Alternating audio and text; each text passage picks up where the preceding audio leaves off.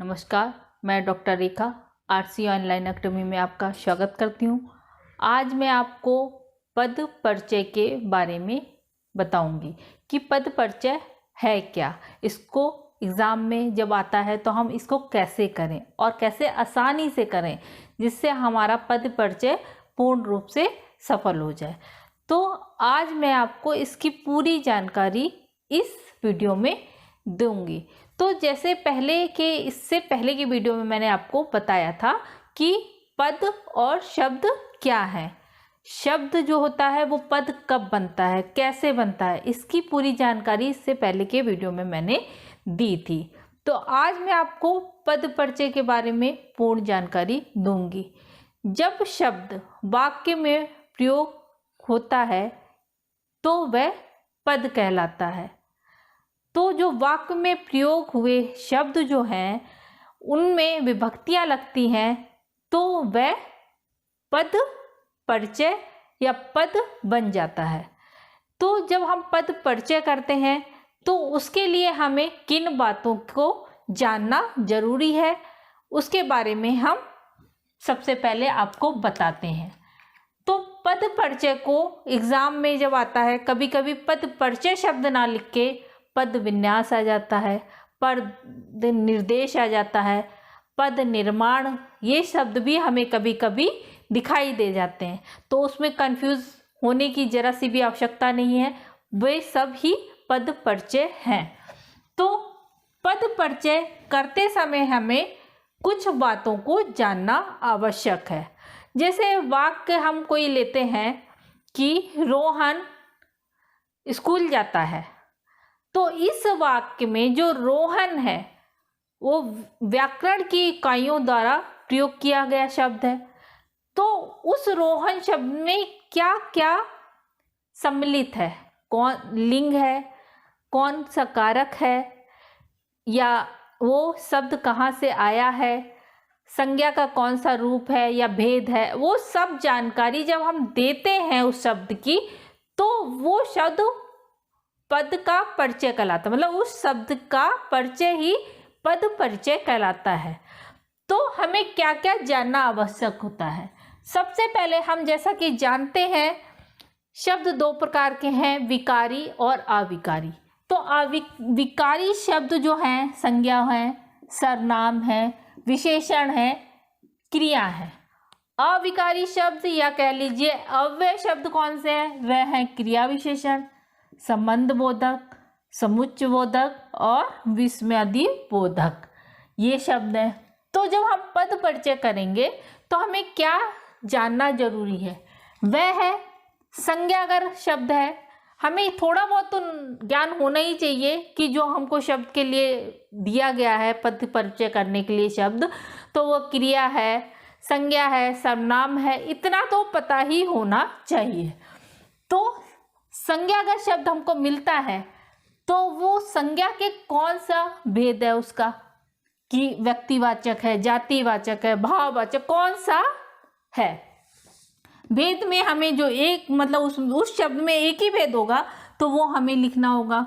उसके बाद वह लिंग उसका डालना जरूरी होता है, स्त्रीलिंग है, पुल्लिंग है, वचन कौन सा है, वचन एक वचन है, बहुवचन है, कारक हमने एक वीडियो बनाया था तो उसमें से कौन सा कारक है, क्रिया व अन्य शब्दों के साथ वो जो शब्द हमें दिया गया है उसका संबंध क्या है।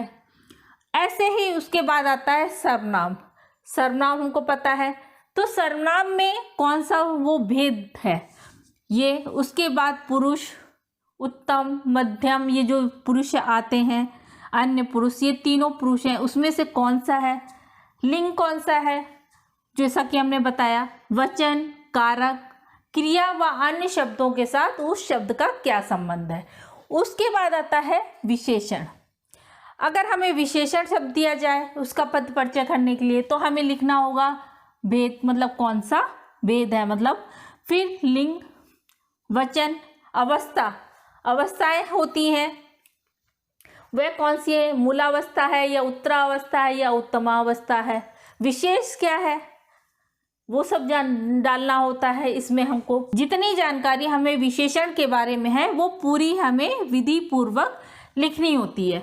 उसके बाद आता है क्रिया। क्रिया में कौन सा भेद है, सकर्मक है या अकर्मक है। उसके बाद उसका जो प्रकार है, संयुक्त क्रिया है, रंजक क्रिया है या संयोजी क्रिया, कौन सी क्रिया है उनमें से देना होता है। वाच्य हमारे जो तीनों हैं उनमें से जो भी वाच्य है वो देना पड़ता है। उसके बाद संबंधित कर्ता, संबंधित कर्ता से संबंध है किस कर्ता की क्रिया है। उसके बाद संबंधित कर्म, क्रिया का क्या कर्म है, वो सब हमको पूर्ण जानकारी पद परिचय में देना होता है। उसके बाद आता है क्रिया विशेषण। क्रिया विशेषण में भी जो क्रिया के बहुत सारे भेद हैं उसमें से कौन सा भेद है। उसके बाद आता है हमारा विशेष।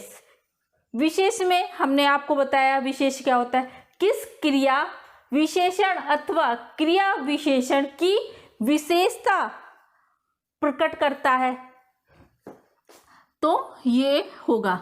उसके बाद हम आते हैं संबंध बोधक। संबंध बोधक में जो भेद है वो आ जाएगा और संबंधित जो शब्द है वो लिखा जाएगा। समुच्चय बोधक में क्या होगा, योजक जो शब्द है वो उसके जो भेद है वो आएगा, भेद आएगा, योजित शब्द आएगा, किस पद या वाक्य को वो जोड़ रहा है वो लिखना होता है। विस्मयादि बोधक में क्या होता है, उसको हम भाव बोधक, जैसे कि हमें भेद लिखने होंगे, भेद हमको पता ही है, तो हर्ष है, घृणा है, शोक है, क्या है वो डालना होता है। मतलब हर्ष है तो हम जो भी हमारा है उसके अनुसार हमको डिटेल देना होता है।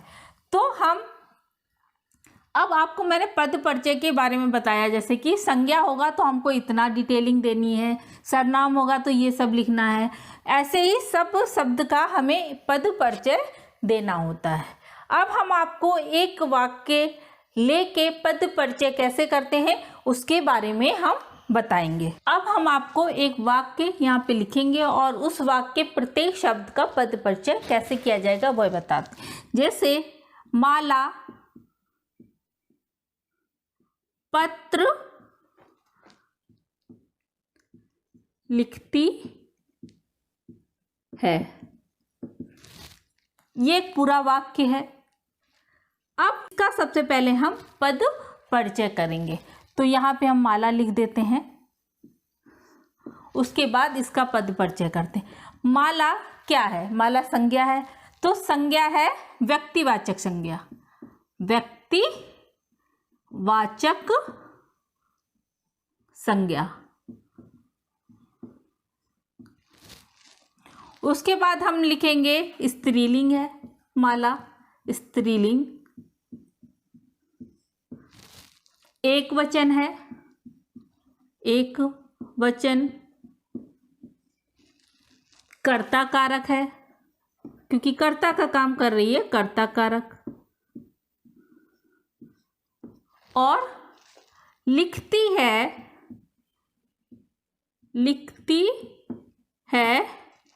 क्रिया का कर्ता, क्रिया का कर्ता, यानी वाक्य के अन्य शब्दों से उसका संबंध क्या है, तो लिखती है क्रिया का कर्ता हो गया, ये हो गया।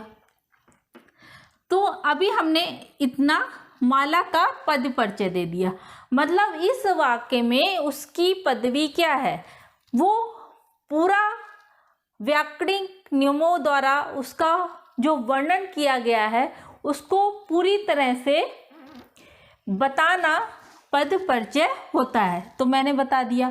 अब उसके बाद दूसरा शब्द क्या है, पत्र। अब हम इसका पद परिचय कर देते हैं। तो ये जातिवाचक संज्ञा है, जातिवाचक संज्ञा, पुल्लिंग है,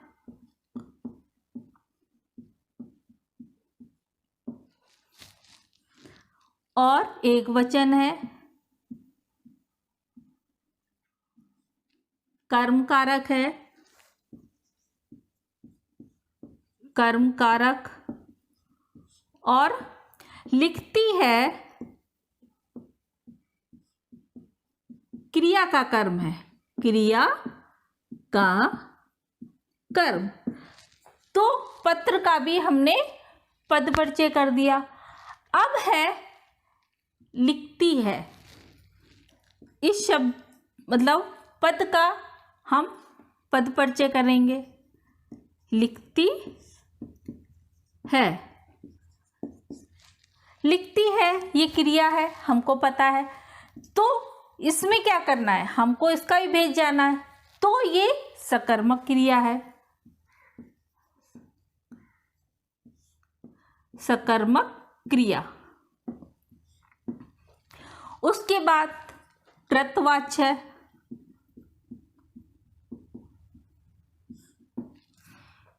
उसके बाद स्त्रीलिंग, लिखती है तो स्त्रीलिंग है,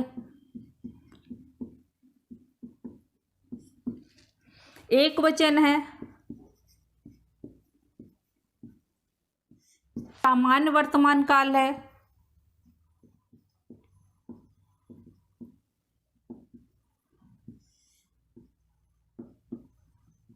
और इसमें हमें क्रिया में ये भी लिखना है कि कौन सा पुरुष है, तो अन्य पुरुष है,